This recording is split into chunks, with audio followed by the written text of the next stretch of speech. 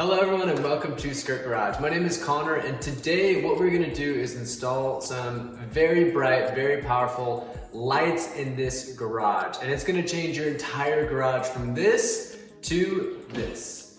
Extremely bright. And the best part is you can get this entire thing done for like 80 bucks. So without further ado, let's get started.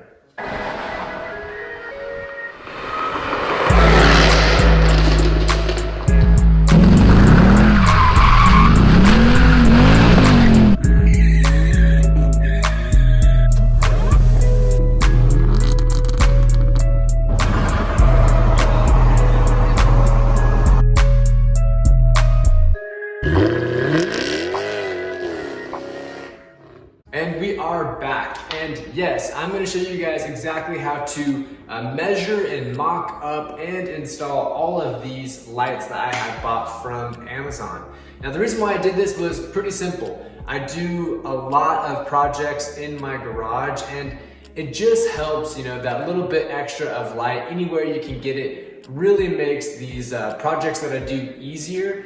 And I've exhausted so much money on buying little kind of handheld lights while I work on my car. I just figured it might be nice to invest in something more sturdy, overhead, and will be here for a long time. And it's really not that much of an investment. Like I said, you can get all of the lights I have here for like 80 bucks. So I will have the link to all the lights in the description box down below. Click on those if you'd like to check them out, especially if you guys have any car projects coming up. So without further ado, let's unbox these lights and get this thing going.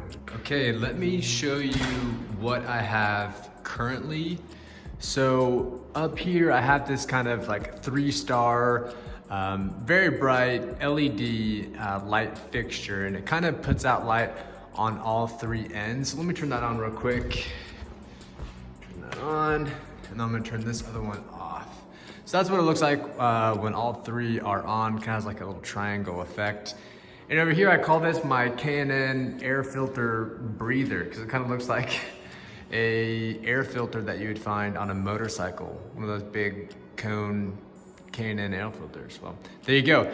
That is what I have right here, and it is really light. The funny thing is, when I turn it on, it's got a delay because it drains so much electricity. But it's pretty bright. The only thing I don't like about this setup right here is that they're both centered right in the middle. And so, if I'm trying to shoot a video from like this side coming over, I always have a shadow over my face. So I'm really excited to get these in. And I think what I'm gonna do is try to position them closer to the front wall up here and then go ahead and move on back. That way I can have a little bit of light. I'm almost tempted even to put them like against the walls because then I know for a fact that I would have some sort of lighting on the walls as well coming in. But yeah guys, that's what we got so far. So we're gonna go ahead and kind of map this out where I want them, and then we'll go from there. Okay, quick little unboxing here. As you can tell, it comes with the 8 large light fixtures. With that, I think it comes with 4 on-off switches, so if you did have them in 4 sets, you can do that. It comes with a fair bit of extra cables to conjoin them and the hardware.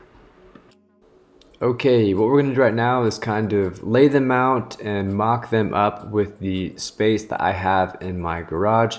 It's really pretty simple, depending on how you want to do it. If you want to conjoin them and have them in pairs of 2, if you want to have them 6 on one side or whatever, you kind of do it however your garage would be best suited for. But what I'm going to do is lay them in 2 sets of 4, and then I'm going to use the little connecting cables there and just kind of lay them out in a zigzag pattern. Okay, this is what comes with each individual light. There's 2, one for each side of the lights. The lights are super lightweight. They have to be less than a pound. I mean, they're very lightweight. So this is definitely more than what is necessary even. All you have to do is take the screw, place it like this, drill it up into the wall, and then these basically just grasp onto the light once you clip it into place. What I've been doing is you really have to measure the first one. So measure the length and the width of your garage, extend out the full light plus the extension, and then subtract that from the length, figure out exactly how much they need to be taken in on each side. Once you have all those measurements done, you can put a light up there and use it kind of like a level, and you can scratch a line up top to make sure everything is all perfectly level. And then once you have a good idea of what's level and what's gonna look good, all you have to do is drill these 2 spots into your drywall and pop it up into place. It is that easy.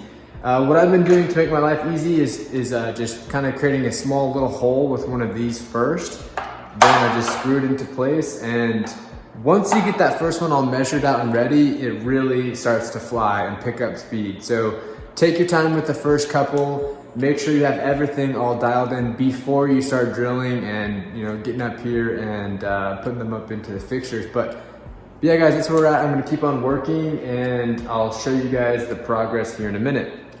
Okay, now it's finally time to install the lights. Like I said, take your time with the first one, stencil that in so you have a clear idea to make them parallel, use a pilot hole, and then just screw in the 2 screws that hold up each side. From there, you can kind of adjust the clips just a little bit and orientate them how they are supposed to be, and go ahead and push the light up into the ceiling and you are good to go. We're gonna do one more and then conjoin them and then step back and take a good view.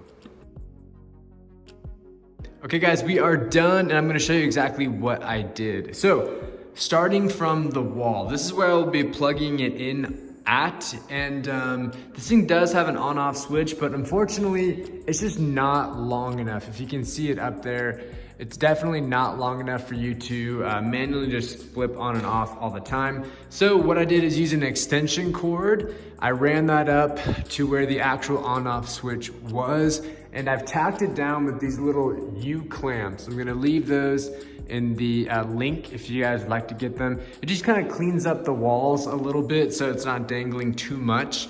But basically what I wanted to do was be able to walk out, grab this, plug it in if I need it, and have all the lighting that I desire, but also leave this open because I like to use my generator, I like to use my power washer with this socket right here. So that's why I wanted to leave it kind of bare. And in the future, I think I will put like a little mounting here and then a little power strip or something. But anyways, that's what I've done for now. Now let me show you what the lights look like. So if you can tell, I've plugged it in just right there and I started running it down and around, back, down and around. And I did this kind of U shape all the way down. It kind of snakes down to the base of my garage. And if you look back here, you might notice that these are inboard closer to the front of my garage, whereas the very far front ones are a lot closer to the front wall. And that's for a reason. I kind of wanted it more offset towards the front because I was thinking if I ever do have the garage open for some clean air, or if it's just really hot or really cold or whatever, it wouldn't absolutely cover these unless I wanted it to and I brought it up all the way. But that was kind of my thinking. And when I pull the cars forward, their bumper kind of ends around this one anyway. So I thought that that would be the best thing for it. But without further ado, I think it's time for you guys to see just how bright this thing gets. And I swear to you, the camera will not do it justice. I mean, these are actually really bright. I remember coming out here and changing these out and taking pictures and just thinking, wow, my garage is so much lighter now. I can't believe it. And now this is on a whole nother level. I mean, this is Travis Scott lit. It is very, very bright. It's gonna make the garage floor here, it's already nasty, but this is gonna be so bright, it's gonna look even worse. So without further ado, here we go. Boom. It is remarkably light.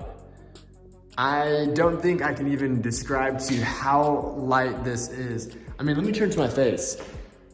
I probably look like an idiot, but the amount of light that is in this garage now is just crazy. I think I'll be able to do a lot of my projects just that much easier because I'll have so much light from all different angles. And I think what I actually want to do right now is pull in my car so I can show you guys just how bright it looks. It looks kind of like those detailing shops or those wrap shops where they have it like all these lights up above the ceiling. That's what it feels like in here. It's that level of lit. So I'm gonna grab my car, pull it in, and show you what the garage looks like with the car here. That might help you guys understand a little bit more about the level of intensity of these lights. So let's do that right now.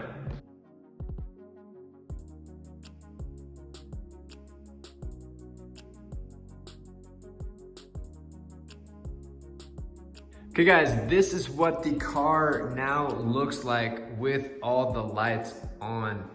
It is so much brighter. I can't even believe how much brighter it is. Very, very, very cool. Anyway, that's what it looks like with all the lights on. Love it. Love this car, love all these lights. Let's finish up this video. Okay guys, that is it. I hope that you guys have found this video useful and entertaining. I know that I sure do love all this extra light inside of the garage. I really do think it's gonna help me with all the future projects that I have on these cars, like the DILF behind me, or other future projects that I will be doing. So I think that it's money well spent for like 80 bucks to have this level of light. I think it can help your precision, your accuracy, and save time when doing car projects or any real project inside of the garage. So with that, I think we're done. If you guys are new to the channel, please don't forget to give this video a big old thumbs up, subscribe if you are new, and leave a positive comment down below. I really would appreciate that. With that guys, that's gonna do it for us here at Skrrt Garage. Have a great day. Peace.